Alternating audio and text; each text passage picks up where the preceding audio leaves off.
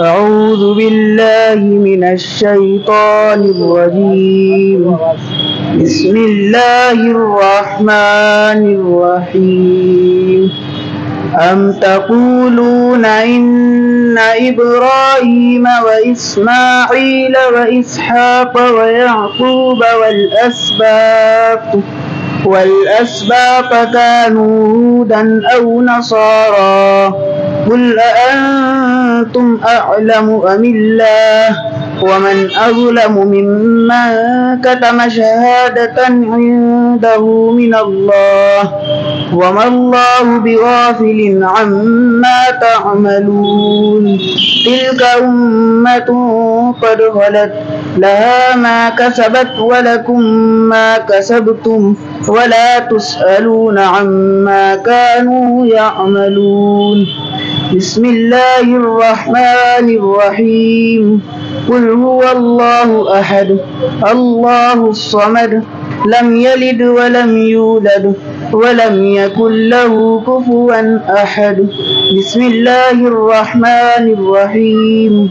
قل أعوذ برب الفلق من شر ما خلق ومن شر غاسق إذا وقب ومن شر النفاثات في العقد ومن شر حاسد إذا حسد. بسم الله الرحمن الرحيم.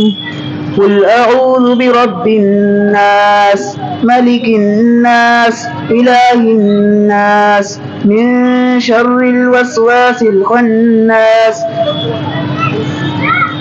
الذي يوسوس في صدور الناس من الجنة والناس. بسم الله الرحمن الرحيم. الحمد لله رب العالمين الرحمن الرحيم مالك يوم الدين إياك نعبد وإياك نستعين اهدنا الصراط المستقيم صراط الذين أنعمت عليهم غير المغضوب عليهم ولا الضالين آمين. بسم الله الرحمن الرحيم. ألف لام ميم ذلك الكتاب لا ريب فيه هدى للمتقين الذين يؤمنون بالغيب ويقيمون الصلاة ومما رزقناهم ينفقون والذين يؤمنون بما أنزل إليك وما أنزل من قبلك وبالآخرة هم يوقنون أولئك على هدى من ربهم وأولئك هم المفلحون. صدق الله العظيم. اللهم آنس وحشتي في قبري اللهم ارحمني بالقرآن العظيم واجعله لي إماما ونورا وهدى ورحمة. اللهم ذكرني منه ما نسيت وعلمني منه ما جهلت وارزقني تلاوته آناء الليل وآناء النهار واجعله لي حجة يا رب العالمين آمين. इधर भी ले लो, इधर के भी लो, लोग बैठे हुए हैं, उनको भी लो, इधर भी मेहमान बैठे हुए हैं।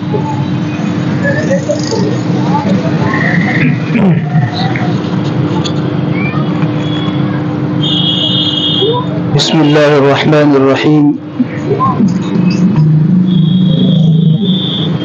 क़ाल अल्लाहु तबारक व तआला इन्ना नहनु नज़्ज़लना ज़िक्र व इन्ना लहू लहाफ़िज़ून। मेरे भाइयों, अभी अभी आपके सामने अब्दुल सुब्हान वल्द सदाकत अली इन्होंने अपना कुरान करीम का आखिरी सबक सुनाया है। ये इन्होंने पहले सिपारे के आखिरी आयत सुनाई है। दरअसल इन्होंने आखिर की तरफ से कुरान करीम हिफ्ज किया है, हम पारे की तरफ से, और वो इसलिए कि आखिर के 4-5 पारे نمازوں میں زیادہ پڑھے جاتے ہیں. تو یہ سبق بھی یاد کریں, پارہ بھی یاد کریں, سنائیں بھی, اور مسجد میں جب یہ نماز پڑھیں تو ان کا پڑھا ہوا زیادہ تر ان کو سنائی دے. اس وجہ سے آخر کی طرف سے حفظ اکثر بچوں کو کروایا جاتا ہے. اختیار ہے, بعض بچے شروع سے حفظ کرتے ہیں تو بہت بہتر, ترتیب تو وہی ہے. ہمیں یوں آسانی ہو جاتی ہے آخر کی طرف سے کہ عما پارا تبارک الذی قد سمع اللہ قال فما خطبکم, یہ 3 پارے مسلسل نمازوں کے ہی ہیں. 25ویں پارے کے آخر سے نماز کی صورتیں شروع ہو جاتی ہیں. طوال مفصل ہے, سورہ حجرات سے شروع ہو جاتی ہے, اور جناب 2-3 پارے مکمل فجر کی نماز کے لیے طے ہیں جنہیں طوال مفصل کہتے ہیں. سورہ بروج تک, سورہ بروج سے سورہ بینہ تک عشاء کی نماز کے لیے خاص ہے. عشاء کی نماز میں ان صورتوں میں سے پڑھیں, انہیں اوساط مفصل کہتے ہیں. پھر قصار مفصل ہے جو مغرب کی نماز کے لیے ہے. تو اگر یہ آخر سے پڑھتے ہیں تو ان کو کافی فائدہ ہے. سورہ یاسین, سورہ رحمان اور سورہ مزمل, سورہ ملک سب پڑھنے میں آ جاتی ہیں. اللہ کا شکر ہے کہ اس بچے نے قرآن کریم کو اپنے سینے میں محفوظ کیا. میں اس بات پر اس بچے کو مبارکباد کہتا ہوں, اور ان کے والد صداقت بھائی کے لیے بہت بہت مبارکباد, اور ان کے بعد ان کے سب اہل خاندان, گھر والوں سب کے لیے میری طرف سے بہت بہت مبارکباد. اور یہاں جتنے بھائی بیٹھے ہیں سبھی کے لیے مبارکباد. جو پردے میں ہماری مائیں بہنیں بیٹھی ہیں ان کے لیے بھی بہت بہت مبارکباد. حافظ قرآن کا ہونا اللہ کے نزدیک بہت بڑی ہم لوگوں کے لیے سعادت مندی ہے, بڑی برکت والی بات ہے. قرآن پڑھنے کو کیا کہا گیا ہے؟ قرآن پڑھنے کو کہا گیا ہے کہ یہ ایسا ہے جیسے اللہ سے باتیں کرنا. جی ہاں, اگر ہمیں سچی عقیدت ہے, ہمارا ایمان منور ہے, ہم اپنے اللہ سے باتیں کرنا چاہتے ہیں تو ہم کر سکتے ہیں. جب بھی آپ کا جی چاہے اللہ سے باتیں کرنے کے لیے تو 2 طریقے ہیں. پہلا طریقہ تو یہ ہے کہ نماز کی نیت باندھ لیجئے, بس اب آپ اللہ سے ملاقات کر رہے ہیں. جی, حدیث پاک میں آتا ہے نا کہ نماز جو ہے وہ مومن کی معراج ہے. الصلاۃ معراج المومن. معراج میں کیا ہوا تھا؟ اللہ کے نبی صلی اللہ علیہ وسلم معراج میں تشریف لے گئے تو اللہ پاک سے ہم کلام ہوئے, اللہ سے باتیں کی. تو ہم بھی اگر اللہ سے باتیں کرنا چاہیں تو آقا نبی کریم صلی اللہ علیہ وسلم نے ہمیں ایک نسخہ بتا دیا ہے کہ آپ کو اگر اپنے مولا اور آقا اور اپنے معبود سے اور اپنے اللہ سے باتیں کرنی ہو تو نیت باندھ کر اللہ سے باتیں کر لینا. اور اگر ہم نماز نہیں پڑھ رہے ہیں تو قرآن پاک پڑھنے والا بھی اللہ سے باتیں کرنے والا ہے. اس لیے میرے بھائیوں, جب بھی کسی موقع پہ ہم قرآن کریم کی تلاوت کریں تو ہمیں یہ اس کا استحضار ہونا چاہیے کہ ہم اس وقت اللہ تعالیٰ سے آن لائن گفتگو کر رہے ہیں. اس میں ہمارا دھیان ادھر ادھر نہیں جانا چاہیے. ہم اللہ سے باتیں کرنے میں کہیں بے ادبی تو نہیں کر رہے. جب بھی ہم قرآن کریم پڑھیں یہ ہم سوچ لیا کریں کہ اس وقت میں اللہ سے باتیں کر رہا ہوں. جتنے ادب سے پڑھ سکے پڑھے, اور جتنا ادب اس وقت کر سکے کرے. تو اب بتائیے کتنی بڑی نعمت ہمیں اللہ نے عطا فرما دی ہے کہ ہم اپنے اللہ سے براہ راست گفتگو کر رہے ہیں. حافظ کا ہونا اپنے گھر میں اتنی برکت والی چیز ہے کہ اللہ تعالیٰ نے اس حافظ کی ایک پھونک میں اللہ نے شفا رکھی ہے.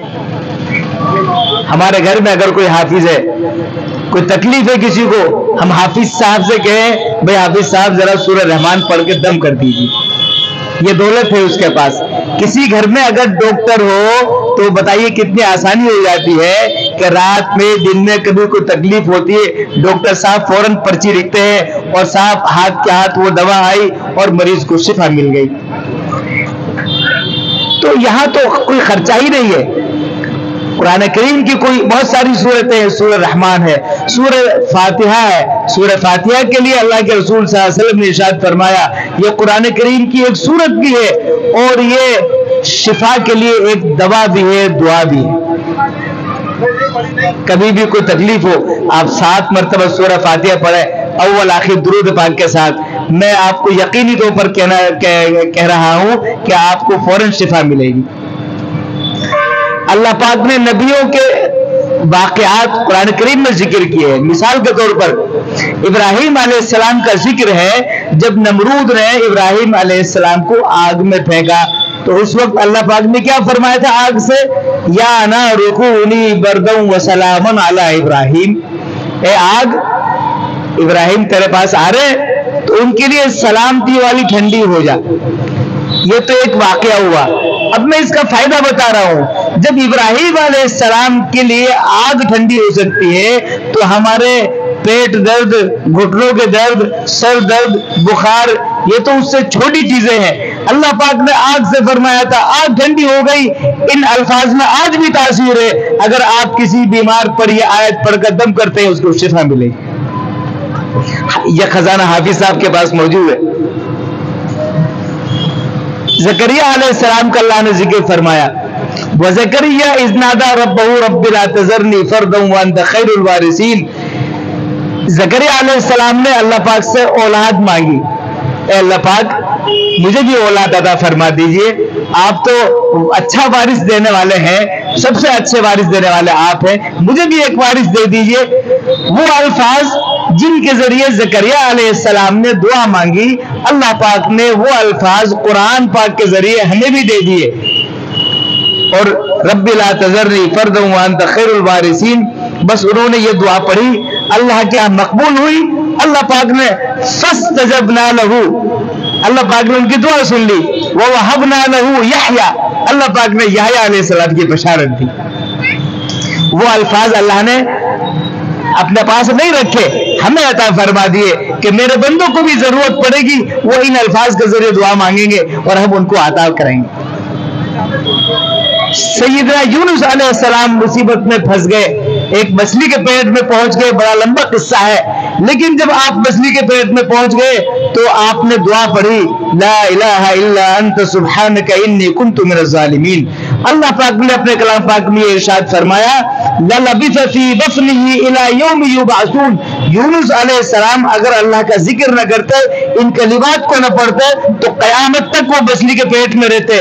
ہمیں یہ بات ملتی ہے کہ جب یونس علیہ السلام کو ان الفاظ کے ذریعے رہائی مل سکتی ہے، اللہ نے ان کو نجات عطا فرمائی، فاستجبنا لہ ونجیناہ من الغم۔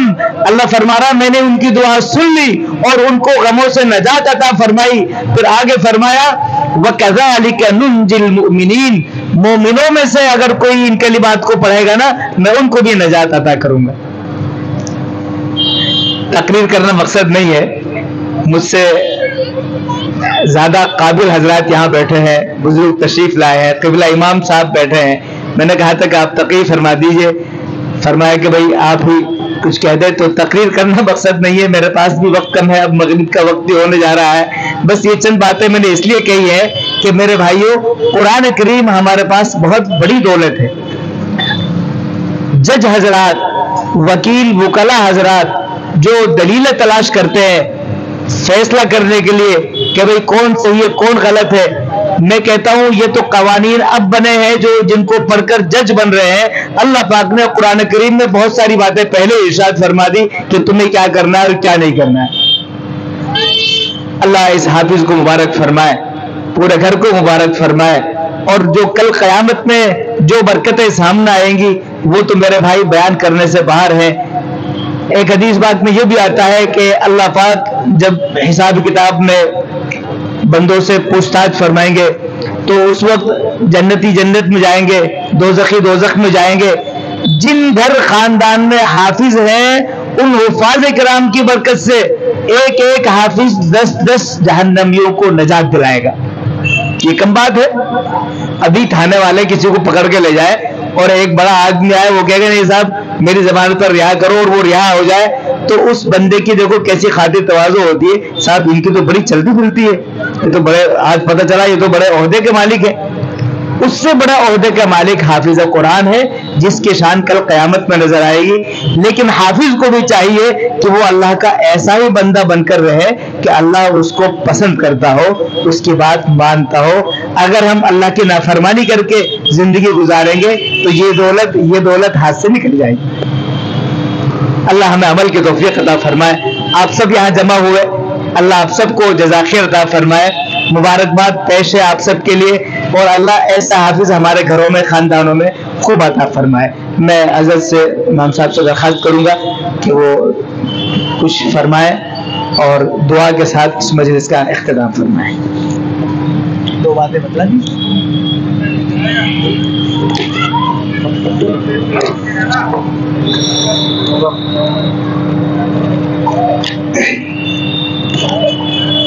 بسم اللہ الرحمن الرحیم. ماشاءاللہ ابھی ہمارے قاری صاحب نے آپ حضرات کے سامنے بہت ہی اچھے انداز میں بات کری ہے، اور عبدالسبحان جو حافظ بنے ماشاءاللہ انہیں بہت مبارکباد. ان کے والد صاحب کو، ان کے دادا کو، اور ان کے رشتہ دار جو یہاں پر بیٹھے تمام حضرات کو بہت بہت مبارکباد. اس طریقے سے ہم سب کو یہ کوشش کرنا چاہیے کہ ہمارے گھر میں حافظ بھی ہو، عالم بھی ہو، تاکہ ہمارے لیے گھر میں آسانیاں پیدا ہوں، برکتیں نازل ہوں. تو ہمیں سب کو کوشش کرنا چاہیے، جتنے بھی حضرات بیٹھے ہوئے ہیں وہ سب یہاں سے قاری صاحب کی بات سن کر ارادہ کر کے جائیں. انشاءاللہ ہم اپنے بچوں کو عالم حافظ بنائیں گے انشاءاللہ. اللہ تعالی ہم سب کو عمل کی توفیق عطا فرمائے. الحمدللہ رب العالمین. اللہم صلی اللہ